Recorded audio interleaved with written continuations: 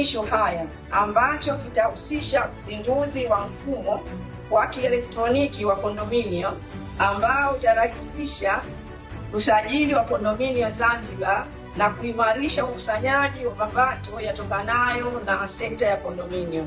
Mheshimiwa Rais, umetufundisha ni namna gani tufikie kwenye kuipata ni Gemstone na kuondoa tope kidogo ili thamani iongezeke. Sasa ardhi ya Zanzibar imepata thamani. Tunakushukuru sana. Kwa mikoa yote ya Zanzibar, namna ulivyotandika miundombinu ya kiuchumi na namna ulivyopeleka miundombinu ya huduma za jamii na mipango mizuri hii tutakayokabidhiwa leo, sasa Zanzibar inaenda kuzidi kupaa na kupata mafanikio mazuri. Tunakushukuru sana. Tunatoa shukrani, lakini shukrani zetu zaidi ni kwenda kufanya vizuri zaidi. Tutakwenda kutoa huduma zaidi. Malalamiko kwa kweli mheshimiwa yamepungua sana ya wananchi.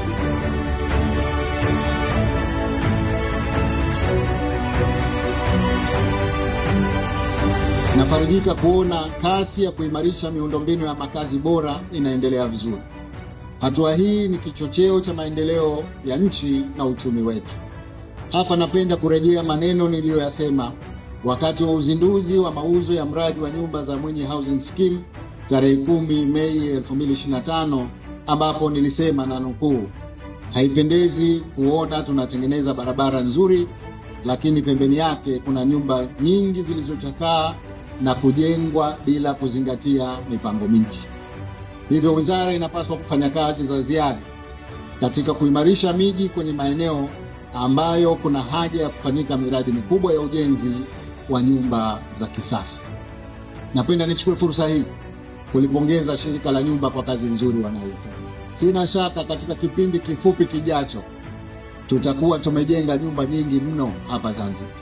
Lengo letu ni wananchi wakae katika maeneo mazuri, nyumba nzuri za kisasa zilizopangwa vyema. Nashukuru kwa ubunifu wao na serikali itaendelea kuwapa msukumo wa kifedha ili tuweze kutekeleza miradi mingi tuliyokuwa.